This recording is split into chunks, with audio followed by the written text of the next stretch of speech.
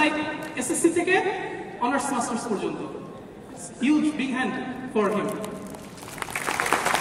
Thank you Hasan ভাই। কি অবস্থা? উপরে অলমোস্ট অর্ধেক খালি হয়ে গেছে, নিচেও মানুষ চলে যাচ্ছে।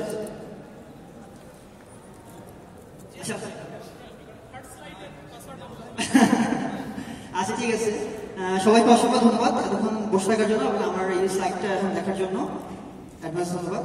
আমি কথা বলবো হচ্ছে ওয়ার্ডপ্রেস নিয়ে। ওয়ার্ডপ্রেসের কিছু রিকোয়ারমেন্ট আছে যেগুলো ফুলফিল করলে আসলে ওই থিমটা থিম ফরেস্টে অ্যাকসেপ্ট হবে। থিম ফরেস্টে অ্যাকসেপ্ট করানোর জন্য আসলে মানে রাতের ঘুম হারাম হয়, মাথা চুল পড়ে যেতে হয়, আরো অনেক কিছু করতে হয়, তারপরে থিম ফরেস্ট থিম অ্যাকসেপ্ট হয়। আমার স্লাইডে দেখা যাচ্ছে, আমার নাম হচ্ছে এনায়েত, আমার ছোট একটা কোম্পানি আছে দ্য ওয়েব ল্যাব। আমরা একটু দেখি থিম ফরেস্টে থিম সাবমিশনের জন্য বা ওয়ার্ডপ্রেস থিম সাবমিশনের জন্য আমাদের দুইটা ক্যাটাগরিতে আসলে ভাগ করছে। একটা হচ্ছে আমার টেকনিক্যাল ক্যাটাগরি, আরেকটা হচ্ছে যে আমার মধ্যে আসলে কি থাকতে হবে। এটা হচ্ছে হৃদয়ে ওয়ার্ডপ্রেস। হ্যাঁ, হৃদয়ে ওয়ার্ডপ্রেস সেরকম একটা ব্যাপার। আমার থিমটাকে আমার পজিটিভলি ইমোশনালি এর সাথে অ্যাটাচ থাকতে হবে। আদারওয়াইজ থিম ফরেস্টে যে কোনো মার্কেট প্লেসে, যে কোনো কমার্শিয়াল মার্কেট প্লেসে কোনো একটা থিম মানে হয়তো এক্সেপ্ট করা হতে হবে, সেটা আসলে ওইভাবে সেলও হবে না। আপনি যদি থিমটাকে খুব টপ সেলারে নিতে চান, এই থিমটার প্রতি আপনার যথেষ্ট পরিমাণ ভালোবাসা থাকতে হবে এবং থিমটাকে যত্ন করে আসলে ডেভেলপ করতে হবে, ঠিক আছে? আর একটা জিনিস হচ্ছে, অনেকেই থিম ফরেস্টে যেটা হয়, অনেকেই, আমিও গত 2 বছর ধরে কাজ করতেছি, এখনো খুব একটা সাকসেসফুল না। হ্যাঁ, আমি আমার টিম আমরা সবাই মিলে কাজ করতেছি, ট্রাই করতেছি। থিম ফরেস্টে যেটা হয়, প্রচুর রিজেক্ট হয়। রিজেক্ট হওয়ার পরে হচ্ছে আসলে আমরা শেষ পর্যন্ত অনেকেই হাল ছেড়ে দিই। হ্যাঁ, মানে একদম কাছে যাওয়ার মানে কাছে গিয়ে বা সাকসেসের কাছে গিয়ে আমরা শেষ পর্যন্ত ছেড়ে দিই। সো নিজের প্রতি সেলফ বিলিভটা থাকতে হবে। আমি এর পরের স্লাইডে একটা জিনিস দেখাবো যে এটা প্রভাবটা একটু মতো যে if anyone can do it I can also do it. If no one can do it, I must do it. এটা আপনারা জানেন না? Exactly. এটার একটা অল্টারনেট ভার্সন আছে। Wallah, if anyone cannot do it, how can I do it? Or এটা এরকম যে if anyone can do it, let him do it. Why should I do it? এরকম এরকম হলে আসলে থিম ফরেস্ট থিম সাবমিশনে হবে না। আমি একটু স্লাইডটা দেখাই, দেখা যাচ্ছে নিচেটা একটু রাফ করা যে Wallahi, if one can do it, let him do it. If no one can do it, yeah habibi, how can I do it? না হয়, ঠিক আছে? So self beliefটা থাকতে হবে, believe in yourself যে আমাকে দিয়ে হবে, 3 বার না হোক 5 বারে গিয়ে যায় হবে। ওকে, থিম ফরেস্টে থিম সাবমিশনের ক্ষেত্রে অবশ্যই একটা টিম দরকার। না, থিম ফরেস্ট আসলে একা কাজ করার জায়গা না, খুব রেয়ার। বাট টিমটা কেমন হইতে হবে? ছবি দেখে কি বোঝা যাচ্ছে? ছবি দেখে বোঝা যাচ্ছে না হয়তো বা। ছবিতে একটা গরু একটা গাধা আছে, একটু খেয়াল করলে বোঝা যায়। সো টিম মেম্বারদের মধ্যে কোঅর্ডিনেশন থাকতে হবে। টিম মেম্বার কতজন সেটা খুব একটা ফ্যাক্ট না, বাট আমার টিম মেম্বারদের মধ্যে আমার কি কি স্কিলটা আমি টোটাল পাচ্ছি। যেমন এখানে একটা ছবিতে যেটা আমি দেখানোর ট্রাই করছি যে একটা কার্ড আছে, কিন্তু কার্ডটাতে আসলে কোনো কিছু নেওয়া হচ্ছে না, কোনো পারপাস নেই, আমার কোনো টার্গেট নেই। ফিক্সড একটা সলিড টার্গেট থাকতে হবে। আপনার অ্যাচিভমেন্টটা কি হবে, আপনার গোলটা কি হবে, সেই টার্গেটটা থাকতে হবে। আর হচ্ছে রিসোর্সও থাকতে হবে। রিসোর্সগুলো হচ্ছে আমাদের স্কিল, আমাদের সাপোর্টিং হ্যান্ড। দেখেন এখানে গাড়ির চাকাটা হচ্ছে পাংচার হয়েছে, এটাকে সাহায্য করতে টানলে আসলে খুব ইজিলি স্মুথলি চলবে না। ওকে, থিম ফরেস্টে আমরা ওয়ার্ডপ্রেসে যাবো। আমি একটু সময় নিয়ে যাচ্ছি আস্তে আস্তে। প্রথমে মানে সবচেয়ে হাইয়েস্ট প্রায়োরিটি যেটা সেটা হচ্ছে ডিজাইন। ডিজাইন যদি ওকে না হয়, আপনার প্রোগ্রামিং যতই ভালো হোক, থিম ফরেস্টে থিম অ্যাকসেপ্ট করানো মানে ওয়ার্ডপ্রেস থিম অ্যাকসেপ্ট করানো খুব টাফ হয়ে যাবে। সো ডিজাইনটা হাইয়েস্ট প্রায়োরিটি। এটার জন্য যেটা করতে হবে, এই ছবি দেখে কি বোঝা যাচ্ছে ঠিক আছে এখানে না ভুল আছে? ভুল আছে, বড় মাছটা বড় জায়গায় থাকলে ভালো হতো, তাই না? গ্রেট। এরকম দিব না, আপনি না বললে আমাদের ডিজাইন ক্ষেত্রে আপনার অবশ্যই ভালো ডিজাইন লাগবে। আপনার টিমের মধ্যে একটা ডিজাইনার লাগবে যে আসলে ভালো ডিজাইন করতে পারবে। ডিজাইন আমরা নরমালি ফটোশপ দিয়ে করবো, যেটা 2D ডিজাইন। ফটোশপের টুলসগুলো খুব ভালো ইউজ জানতে হবে। থার্ড হচ্ছে ওয়েবের যে লেটেস্ট ট্রেন্ডগুলো, তাই না? এখন যে আমি 90s বা 80s এর স্টাইলে যে ওয়েবসাইট বানাই, সেটা দিয়ে আসলে হবে না। 2015-এ আমার 2000 এই সময় এসে আমার যেভাবে ওয়েবসাইটে চলতেছে বা ওয়েবসাইটের ট্রেন্ডটা কি সেটা আমাকে একটু জানতে হবে, সেটা ফলো করতে হবে। আচ্ছা, ডিজাইনের ক্ষেত্রে 3টা রুলস মেইনটেইন করতে পারলে খুবই ভালো। সেটা হচ্ছে, একটা হচ্ছে স্পেসিং, আমার হোয়াইট স্পেস ইউজ করার এবিলিটি কি রকম বা সেটাকে আমি কত ভালোভাবে ইউজ করতেছি সেটা একটা। Colour combination. আর থার্ড হচ্ছে টাইপোগ্রাফি। টাইপোগ্রাফি নিয়ে আমাদের অনেকেরই সমস্যা হয়, আমার নিজের অনেক সমস্যা আছে টাইপোগ্রাফি নিয়ে। টাইপোগ্রাফি হচ্ছে ফন্ট সাইজ, লাইন হাইট, এইসবের। এই তিনটা জিনিস নিয়ে যদি আপনারা কাজ করেন ঠিক মতো আর লেটেস্ট অ্যাকসেপ্টেড থিমগুলো যদি আপনারা দেখেন আপনাদের পক্ষে একটা ডিজাইন করে ফেলা আসলে সম্ভব, খুব একটা কঠিন না। আমি নিজেও ডেভেলপার, আমি কখনো ভাবিনি আমি ডিজাইন করবো, কিন্তু থিম ফরেস্ট যখন কাজ করা শুরু করি বা চিন্তা করি 2-2.5 বছর ধরে আমি ডিজাইন নিয়ে আসলে অনেক ঘাটাঘাটি করতেছি। সো সম্ভব, আপনি যদি টিম মেম্বার না পান তাহলে নিজেও আসলে ডিজাইন করা সম্ভব। এই তিনটা রুলস যদি ফলো করেন আর লেটেস্ট কিছু ডিজাইন যদি আপনি ওয়েবে দেখেন, দেন আপনি আসলে থিম ফরেস্টের জন্য একটা পিএইচডি আসলে এক্সেপ্ট করা হতে পারবেন, খুব একটা সমস্যা হবে না। তারপরও থিম ফরেস্টের পিএইচডিটা সবচেয়ে হাইয়েস্ট মানে হার্ডেস্ট ক্যাটাগরি, যেখানে আসলে অনেক বেশি অ্যাকুরেসি এক্সেপ্ট করে। সো ওইটা যদি ওইখানে যদি আপনার রিজেক্ট হয়, আপনি সেই থিমটাকে আপনি যদি কনফিডেন্ট থাকেন, আপনি যদি HTML এ কনভার্ট করে সেটাকে আরেকবার সাবমিট করেন, আপনি HTML ক্যাটাগরিতে এক্সেপ্ট করার চান্স অনেক বেশি। যেমন আমাদের একটা থিম আছে বসন্ত নামে, হ্যাঁ, একটা উইনিং টেমপ্লেট, সেই থিমটার পিএইচডি রিজেক্ট হয়েছিল, কিন্তু রিভিউয়ার আমাদের একটা ছোট একটা লাইন মেসেজ ছিল যে এইটা যদি আমরা HTML এ সাবমিট করি there is a possibility. So then আমরা এটাকে HTML এ সাবমিট করলাম এবং সেটা অ্যাকসেপ্ট হয়ে যায়।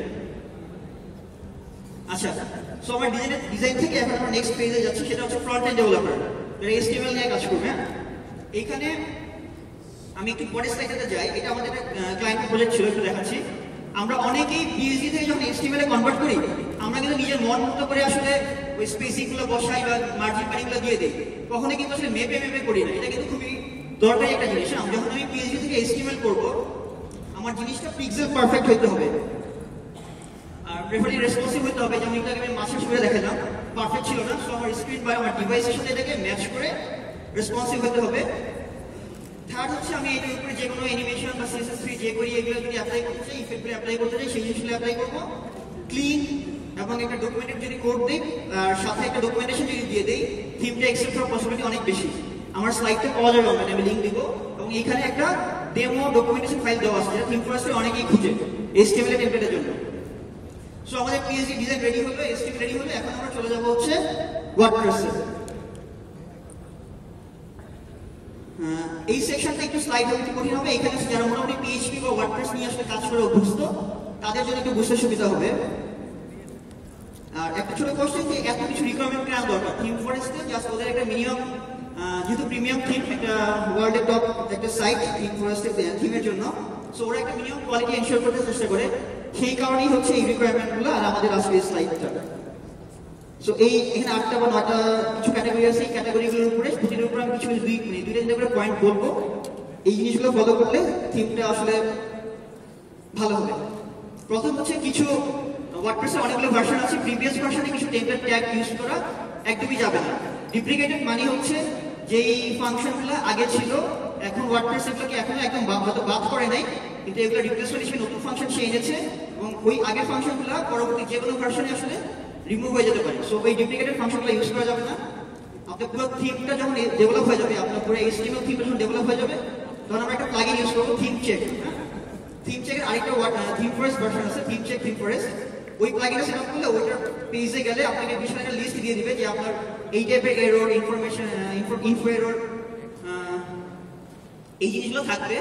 ওই জিনিসগুলো ওইখান থেকে আস্তে আস্তে একটা করে আপনি রিমুভ করেন, এটা খুবই ইজি, জাস্ট খুব সুন্দর করে লিস্ট ভরে দিবে। সেগুলো যদি আপনি আস্তে আস্তে রিমুভ করেন, থিমটা অনেকখানি আগে যাবে। আর আমরা অনেকে যেটা ভুল করি, যে আমাকে HTML ডিজাইন যখন দেওয়া হয়, আমি যখন থিম বানাই, ওয়ার্ডপ্রেস থিম বানাই, আমরা যেটা করি ওই HTML টেমপ্লেটের মধ্যে আমরা PHP কোডগুলো নিয়ে বসাই দিই, ঠিক আছে?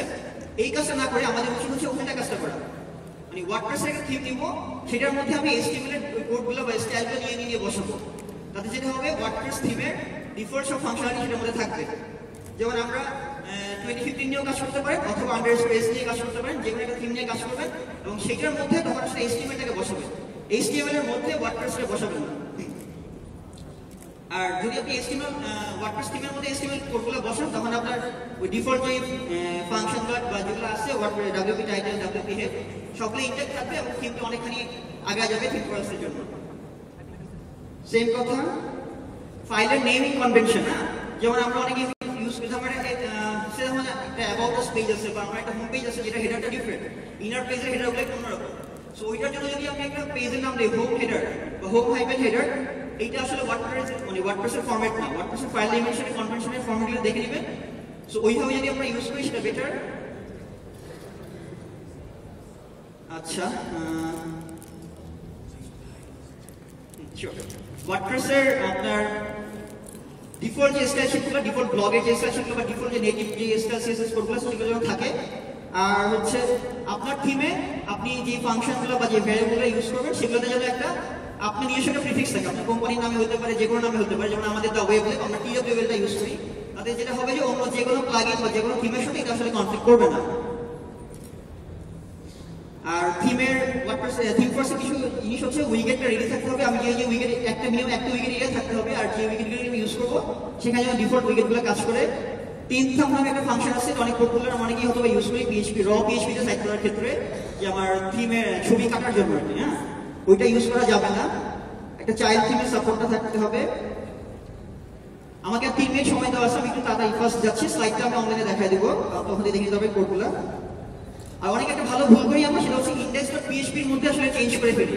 হ্যাঁ, আমার হোম পেজ হচ্ছে কাস্টম হোম পেজ, সেখানে আমি ওই index.php কে চেঞ্জ করে ফেলি, যার কারণে যেটা হয় ওয়ার্ডপ্রেসের ব্লগের যে ডিফল্ট পেজটা সেটা আসলে নষ্ট হয়ে যায়। index.php এর স্টাইল ছাড়া নরমালি হাত দেওয়া যাবে না, ঠিক আছে? আমার যদি হোম পেজ লাগে আমি আলাদা কাস্টম পেজ টাইপের করে নিব, পেজ হোম বা এই টাইপের কিছু করে নেবো, সেটার মধ্যে কাজ করবো। এই দুইটা লিঙ্কে আমি এতক্ষণ যে কথাগুলো বললাম বা যেগুলো বলি নাই সেই ডিটেলসগুলো এই জায়গায় পাওয়া যাবে। হ্যাঁ, এরকম অবস্থা কারো? একটু টেকনিক্যাল জিনিস আলাপ করতেছিলাম সেকেন্ড সেশনে, দেখা যাচ্ছে? Thank you so much. পিছনে মনে দেখা যায় না। আচ্ছা, অনেকক্ষণ পরে পিছন থেকে একটা আসলো।